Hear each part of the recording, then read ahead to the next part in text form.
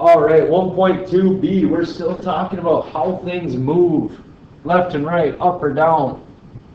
Okay, talking about what makes these things move in that way.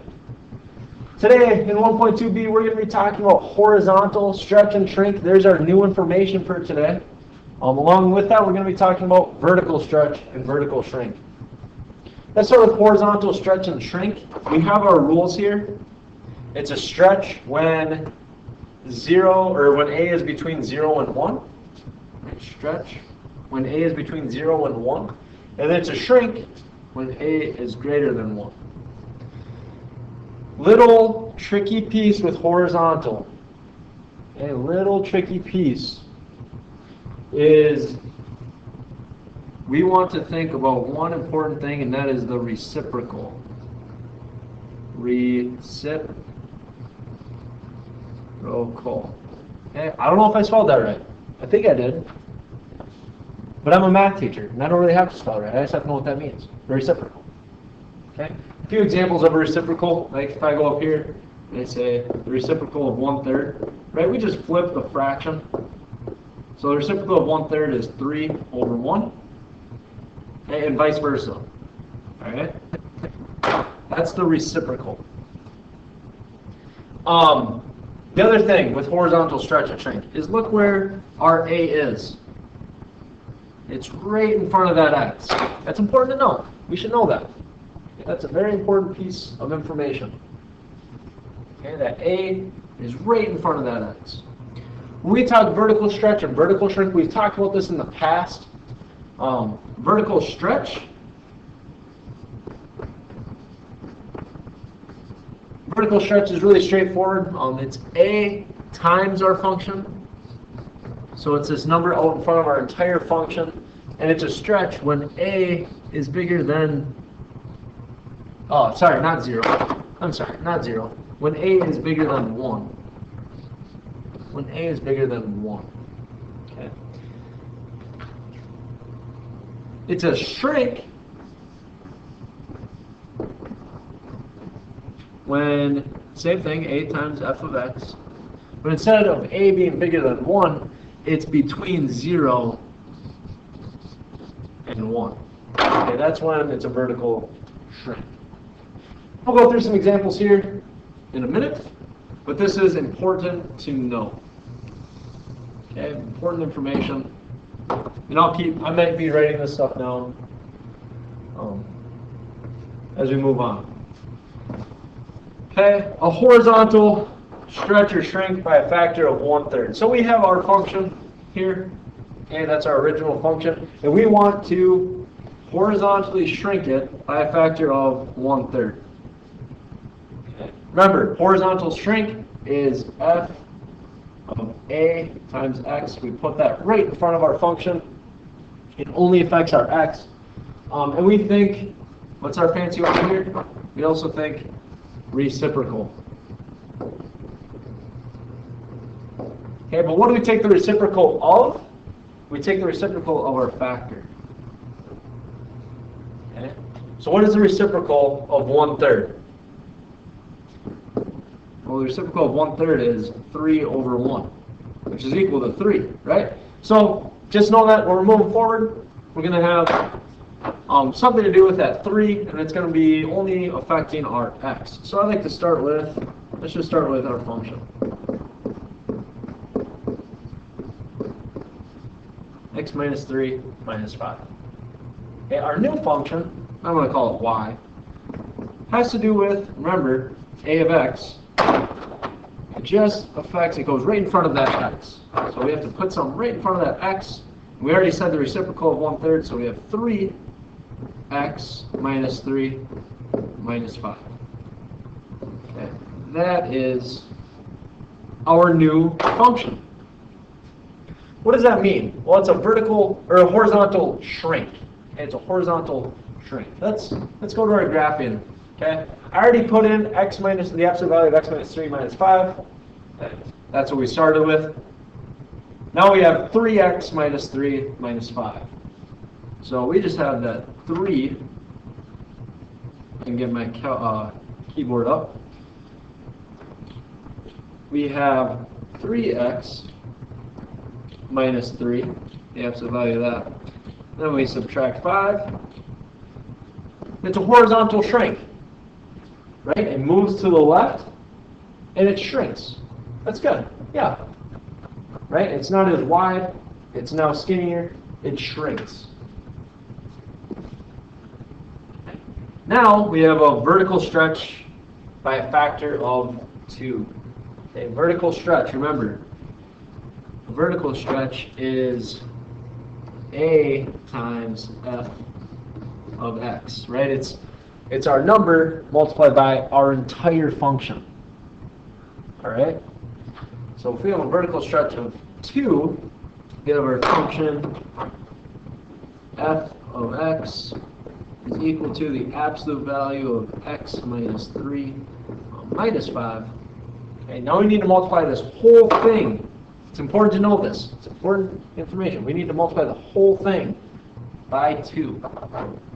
Okay, because it's a vertical stretch of 2. I'm going to call it y again, just something different than f of x. Y equals 2 times the absolute value of x minus 3, and then minus 5. Okay, the reason it's important to know it's multiplied by the entire thing is because we can still simplify this. We can distribute this 2. This 2 goes into here, into that negative 5. When we multiply a number by the absolute value, all we do is we throw it right in front. Remember, I talked about that in a previous video. It goes right in front of our absolute value. So our new function is y is equal to 2 times the absolute value of x minus 3. Okay, that doesn't change. But we still have to multiply it by this negative 5. So we're going to get negative 10. So 2 times the absolute value of x minus 3 minus 10. That's our new function. Now if I went back through a 2 there, got rid of the 3, made this a 10. Oh, not 10. Okay, look what it did. Vertical stretch, right? It's not as wide. We talked about that in previous videos. A vertical stretch is like we're pulling it apart. And we're taking our original and we're stretching it vertically. Okay, we're stretching, we're pulling it apart. That's what makes it skinnier. All right? Let's move on to some more examples.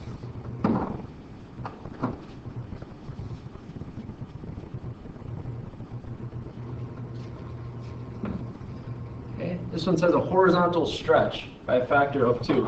Okay, remember, we have to think two things when we see a horizontal stretch. We have to think reciprocal, and it only affects that x. Okay. So in our function, we have f of x equals 4x plus 2. We have to find the reciprocal of 2. What's the reciprocal of 2? Reciprocal of 2 over 1 is 1 over 2.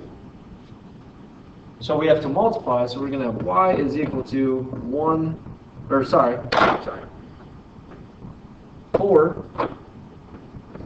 times 1/2 x plus 2.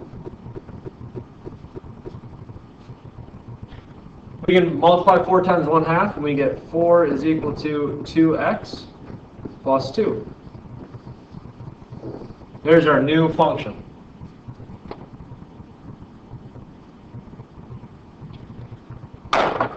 Next, we have a vertical shrink of a factor of 1/3. Okay, remember, vertical shrink is a times f of x. It's multiplied by the entire function. So we have 1/3. So we have f of x is equal to the absolute value of x minus 3. Now we have to multiply this whole thing by 1/3. So we're going to get y is equal to 1/3 times the absolute value of x. Oh, multiplied by x, sorry, minus 3. Okay, remember, when we distribute, that 1/3 goes right in front of that absolute value. We still multiply it by -3.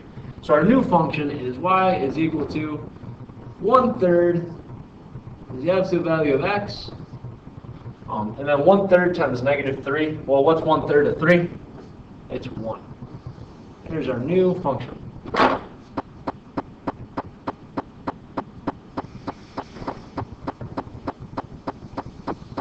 Okay, a few more examples here. This would be a great one for you guys to try on your own.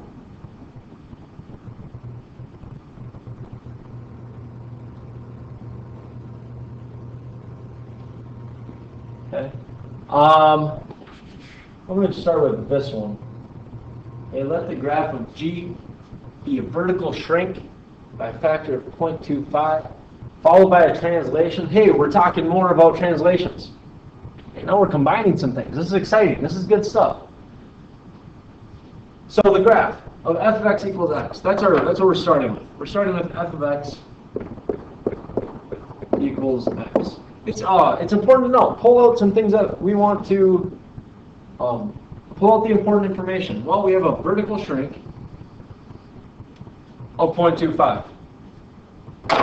Then we have a translation of 3 units up. Okay. So let's start with that vertical shrink. Remember, vertical shrink is a times f of x. It's that whole function. Well, in this case, our whole function is just x. So we have to multiply 0.25. So, sorry, one more bit of good information here is that we have g. It has to be in g. They want us to write it in g. Okay, so g of x is equal to 0.25 times x. Okay, there's our vertical shrink. Hey, we're already done with that. But now we need to follow with the translation up 3 units. Hey, all we have to do is add 3, right? Because everything, and then we have everything that goes on with x. And then when we move up or down, it's that last number, plus or minus whatever. And it's 3 units up, so it has to be a positive 3. If it was 3 units down, we'd say minus 3. There's a new function. Hey, that wasn't too bad. That was not too bad. Let's try another. Let the graph of G, okay, they want G again. Right, they want G. Be a translation, 6 units down. Okay, so that's good to know. We need something to go 6 units down. Followed by a reflection in the x-axis. Okay, reflection in the x-axis. X-axis. Okay, write a rule for G. All right. Well, if it's 6 units down, we're gonna have G of x. We're gonna have something here, but then we're gonna have minus 6, right? That's gonna be our last thing. Our translation, up or down, is our last number. And it has to go down 6, so it has to be a minus 6.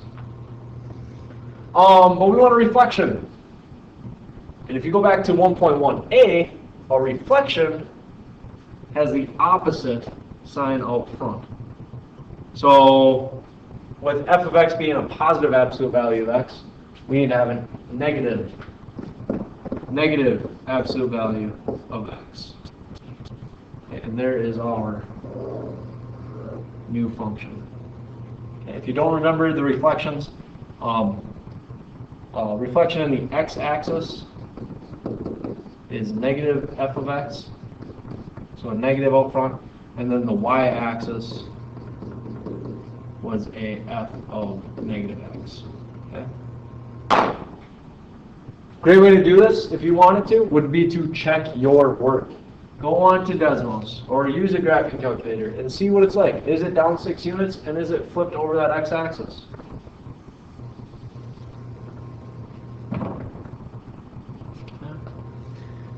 Last one is for you guys to try. Don't do that homework on the bottom. Your homework will be posted on Schoology, okay? Don't do that homework.